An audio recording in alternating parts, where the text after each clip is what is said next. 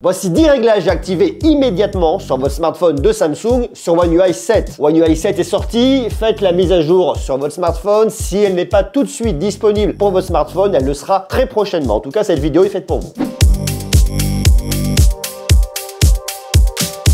Le premier réglage se situe dans le tiroir d'applications. Pour naviguer entre vos applications jusqu'à présent, eh bien, il faut aller de droite à gauche. C'est sympa, mais c'est assez pénible. Samsung a corrigé ça, mais il faut venir modifier un paramètre. Regardez, vous cliquez sur les 3 petits points juste en bas et vous allez sur Trier. Et vous choisissez non pas ordre personnalisé, mais ordre alphabétique. Comme ça, vous pourrez naviguer très facilement dans vos applications de haut en bas. C'est vachement bien. En plus de ça, si vous laissez votre doigt appuyé sur le côté, vous allez pouvoir avoir un raccourci sur les lettres. Vous pouvez retrouver très facilement tout directement classé par ordre alphabétique. Personnellement, je trouve ça vachement bien. Le deuxième réglage concerne la protection de votre batterie. Vous allez dans vos paramètres et dans vos paramètres, vous venez chercher la batterie, juste ici. Vous descendez jusqu'à paramètres de charge. Vous allez jusqu'à l'option protection de la batterie. Là, vous avez 3 options. Soit une protection basique, soit une protection adaptative, soit une protection maximale. Je vous recommande de mettre la protection maximale. Jusqu'à présent, sur les smartphones de Samsung, votre batterie ne cessait de se recharger que jusqu'à 80%.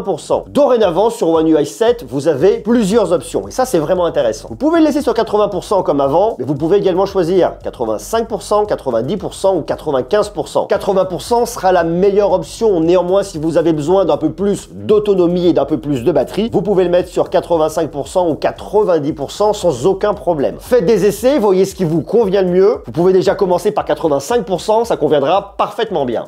Le troisième réglage concerne l'appareil photo. On peut améliorer significativement l'appareil photo sur votre smartphone Samsung sur One UI 7. Regardez, vous cliquez sur les 3 petits points et vous venez chercher les paramètres qui sont juste ici. Vous allez chercher l'option ensuite qui s'appelle optimisation intelligente. Et ici, vous activez l'optimiseur de scène qui vous permet d'optimiser automatiquement la couleur et le contraste sur vos photos pour éclaircir les scènes sombres, rendre la nourriture plus appétissante et les paysages plus éclatants. Bref, cette option vous permettra d'améliorer significativement la qualité de vos photos et ça, on aime. Mais ça ne s'arrête pas là puisqu'il y a une autre option. Regardez, on revient en arrière. Vous allez sur les options avancées pour les photos. Et là, il y a une option qui est assez intéressante. C'est la capture photo avec mouvement. Puisque lorsque vous allez faire des photos, vous pouvez activer la capture avec mouvement qui est juste ici. Qui vous permettra d'avoir différents effets, notamment des boomerangs. Mais ça, je vous en parle dans quelques instants. Ce que je vous recommande de venir sélectionner, c'est avant et après obturation. Ça veut dire que la photo live va s'enregistrer avant que vous appuyez sur le bouton et après que vous ayez appuyé sur le bouton. Ça va donc enregistrer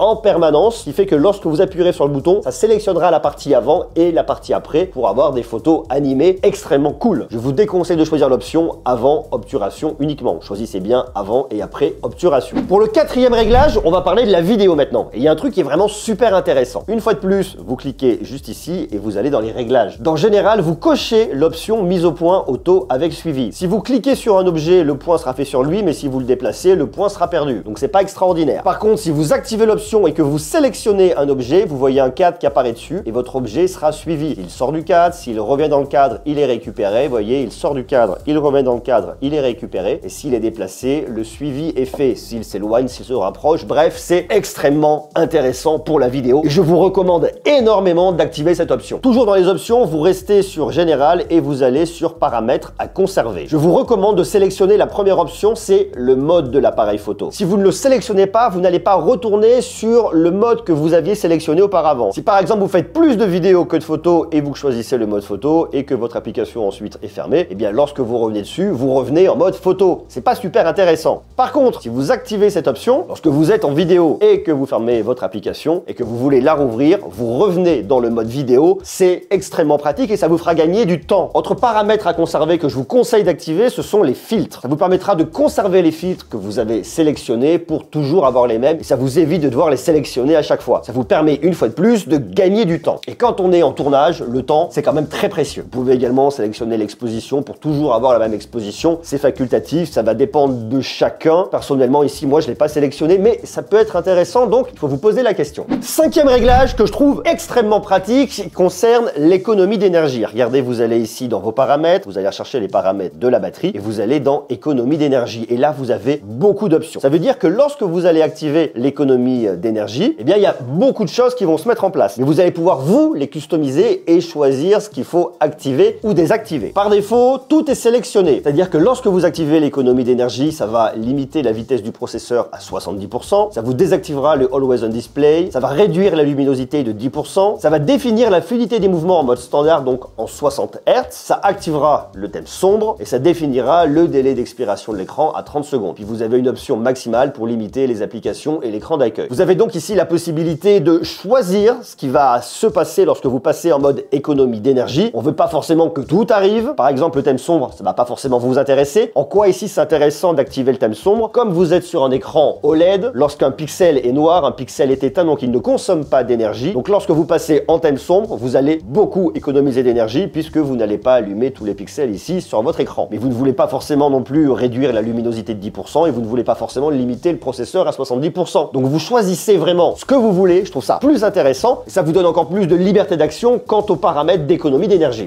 Le sixième réglage, c'est une question de sécurité. C'est vraiment important. Regardez, vous allez ici dans vos paramètres, vous allez ensuite dans connexion, vous allez dans réseau mobile et vous désactivez l'autorisation du service 2G. Pourquoi? Parce que déjà, on n'utilise pas le service 2G, pas ou peu. Globalement, ça ne sert plus à grand chose. Et en plus de ça, il y a des risques de sécurité pour votre smartphone. Donc venez vraiment ici désactiver l'autorisation du service 2G. Le septième réglage est extrêmement important en termes de sécurité. Vous allez dans vos paramètres et vous allez ensuite dans l'option sécurité et confidentialité. Et vous allez chercher le bloqueur automatique. Le bloqueur automatique existait déjà sur One UI 6, mais c'est renforcé et va encore un peu plus loin sur One UI 7. Qu'est-ce qu'il fait? Le bloqueur automatique vous protège. Il bloque les applications provenant de sources non autorisées. Il bloque les commandes par câble USB. Si vous vous connectez à un câble et qu'on essaye de récupérer vos données, eh bien, ça sera bloqué par votre smartphone. Ça bloque également les images malveillantes dans les applications de messagerie. Et la dernière option a été améliorée par rapport à ce qu'on avait l'année dernière. Ça bloque les mises à jour logicielles non officielles, alors qu'avant, ça bloquait les mises à jour par câble USB. Là, ça les bloque globalement. Donc, si une mise à jour n'est pas envoyée par Samsung ou par Google, eh bien, elle ne pourra pas s'installer sur votre smartphone. Si vous avez besoin de plus de protection en termes de cybersécurité, vous avez les restrictions maximales. Je vous conseille pas nécessairement de les activer, ça va dépendre réellement de vos besoins, puisque ça va limiter quand même beaucoup plus de choses et ça pourra également consommer un peu plus de ressources dans votre smartphone. Par exemple, ça va activer la protection des applications. Il y aura une recherche quotidienne de virus et de logiciels espions dans votre smartphone. Ça va également bloquer les options d'administration de votre appareil. Ça va bloquer les réseaux 2G, ça on a déjà vu avant comment le faire. Et ça va également bloquer la reconnexion automatique au Wi-Fi non sécurisé. Mais ça bloque également les albums partagés et ça supprime les données de position lors de votre partage de photos. Ça va donc supprimer des métadatas. Je vous recommande pas de venir activer cette option, à moins que vous soyez un homme politique très important et qu'il faille absolument sécuriser votre smartphone. Si vous ne voulez pas activer cette option, mais vous voulez empêcher que votre smartphone se reconnecte automatiquement au Wi-Fi public, eh bien vous allez sur le Wi-Fi public et vous désactivez la case reconnexion automatique. Le huitième réglage, c'est une nouveauté. Vous pouvez dès à présent enregistrer un appel téléphonique. Alors attention, lorsque vous enregistrez un appel téléphonique, la personne à qui vous téléphonerez entendra un message qui lui dira que l'appel est enregistré. C'est quand même la moindre des choses. Mais il y a pas mal d'options à venir régler ici. Regardez, vous allez dans les paramètres de vos appels téléphoniques. Vous avez une option qui correspond à l'enregistrement des appels, à l'assistant de retranscription. Bien évidemment, vous cochez la case détection automatique de la langue, transcrire automatiquement les appels et vous sélectionnez la langue de transcription. Par défaut, je sais pas pourquoi, il l'a mis en allemand. Moi, je parle français, mais vous pouvez choisir la langue que vous parlez. Il y en a énormément. Il y a de l'espagnol, il y a de l'italien, il y a du portugais, il y a de l'anglais. Bref, moi, c'est du français. Et ensuite, vous avez des packs de langues pour la transcription et la traduction. Ce que je vous recommande de faire, c'est de cliquer dessus et d'aller faire des mises à jour, puisque vous avez plein de nouvelles versions disponibles. Par exemple, moi, j'ai beaucoup d'appels en anglais. Si vous parlez espagnol, vous pouvez également mettre à jour l'espagnol, l'italien, le néerlandais. Enfin bref, il y en a pas mal et vous pouvez également en télécharger d'autres. Vous pouvez télécharger les packs de langues en chinois, en arabe, en coréen, en hindi. Bref, il y a beaucoup d'options. Ce que je vous conseille de faire, c'est de les télécharger toutes. Comme ça, au moins, ça sera fait et vous aurez l'esprit tranquille. Vérifiez également que le résumé des transcriptions n'est pas désactivé. C'est une option intéressante. Ensuite, vous retrouvez vos appels enregistrés directement ici en cliquant sur appel enregistré. Ou sinon, vous allez dans vos appels, vous avez une option voir enregistrement et transcription. Vous cliquez dessus et vous verrez la transcription de votre enregistrement. Toujours dans les paramètres d'appel, il faut aller dans traduction instantanée. Bien évidemment, il faut qu'elle soit activée. Choisissez votre langue. Par défaut, je sais pas pourquoi, une fois de plus, il m'a mis allemand, alors que moi, c'est français. Donc, choisissez bien la langue qui vous correspond. Et pour les autres personnes, là, par exemple, ça me met anglais. Donc, pensez vraiment à changer la langue en fonction du pays où vous allez être. Et lorsque vous souhaitez téléphoner à quelqu'un, client ait enregistré l'appel, eh bien c'est très simple. Vous cliquez juste ici, vous appelez la personne. Lorsque la personne décrochera, eh bien vous voyez cette icône qui apparaît juste là. Vous cliquez dessus et ça va lancer l'enregistrement de l'appel et ça dira à la personne de l'autre côté que l'appel est enregistré. Vous pouvez à tout moment, si vous le souhaitez, réappuyer ici pour arrêter l'enregistrement et si vous souhaitez reprendre l'enregistrement, vous recliquez dessus et ça va enregistrer votre appel. C'est une fois de plus extrêmement pratique et lorsque vous avez raccroché, vous retrouvez très facilement la transcription de votre appel. Le 9e réglage correspond aux photos animées que je trouve assez intéressantes. Regardez, je vous montre. Vous allez dans votre galerie et dans votre galerie, vous allez chercher une photo qui est animée. Par exemple, je vais avoir une photo avec cet oiseau-là. En haut, j'ai l'option photo avec mouvement, mais je peux également choisir boomerang ou ralenti. Si je fais boomerang, eh bien, je vois l'oiseau qui avance et qui recule. Ça me fait un boomerang, tout simplement. Et je peux également choisir ralenti. Je vois l'oiseau qui avance au ralenti. Donc ça, vous pouvez le faire avec énormément de choses. Soyez créatif avec un lancer de balle, quelqu'un qui fait du skate, qui avance, qui recule, qui avance et qui va au ralenti. Pour ça, une fois de plus, assez malin. La seule condition, c'est effectivement que vous ayez activé l'option des photos animées. Sinon, ça ne marchera pas. Donc lorsque vous voulez prendre une photo, pensez bien à venir cocher la petite case en haut, juste ici, pour pouvoir activer l'option.